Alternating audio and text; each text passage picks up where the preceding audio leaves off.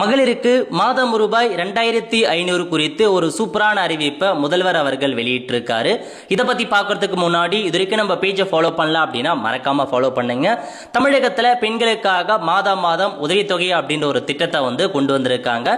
இதுக்கு முன்னாடி மாதம் மாதம் 1000 ரூபாய் வந்துருச்சுங்க.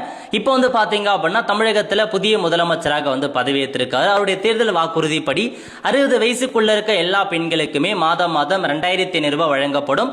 அது மதிப்புமிகு மகளிர் திட்டம் கொண்டு வரப்படும் அப்படின்ற மாதிரி சொன்னாங்க. பட் இப்பதான் ஆட்சி அமைச்சிருக்காங்க. அதனால இப்போ உடனடியாக செயல்பட முடியாத காரணத்தால பழைய திட்டம் வந்துச்சு பாருங்க, கலைஞர் மகளிர் உரிமை தொகை மூலமாக 1000 ரூபாய் வங்கி கணக்கில் செலுத்திட்டாங்க. பட் அவங்க என்ன சொல்லியிருக்காங்க அப்படின்னா, தாவேகா அறிக்கையில குறிப்பிட்டபடி உதவித்தொகை வழங்க 60 வயது வரையுள்ள மகளிரை கணக்கிடும் பணி தொடங்கியிருக்காங்க. அதாவது இந்த மாதம் 2500 ரூபாய் ஸ்கீம் கொடுப்பதற்கு நாங்க 60 வயசுக்குள்ள எவ்வளவு பேர்லாம் இருக்காங்க அப்படின்ற ஒரு கணக்கிடும் பணியை துவங்கி இருக்கும். ஸோ விரைவில் பார்த்தா அப்டேட் வரும் அப்படின்ற மாதிரி சொல்லியிருக்காங்க. இன்னைக்கு என்ன சொல்லியிருக்காங்க அப்படின்னா, பட்ஜெட்டில் அறிவித்த பிறகு ரூபாய் 2500 நிதி ஆதாரங்களை சரி செய்த பிறகு திட்டம் செயல்படுத்தப்படும். அதாவது பட்ஜெட்ல நிதி ஆதாரங்கள்லாம் செக் பண்ணிட்டு இந்த ஸ்கீம்ல கணக்கிடும் பணிலாம் போயிட்டு இருக்கு. ஸோ விரைவில் இதெல்லாமே சால்வ் ஆகும் பட்சத்தில் புதுசா அப்ளை பண்றவங்க விடுபட்டவங்களுக்கு ஆப்ஷன் தருவோம், அப்ப நீங்க அப்ளை பண்ணலாம் அப்படின்ற மாதிரி தெரிவிச்சிருக்காங்க.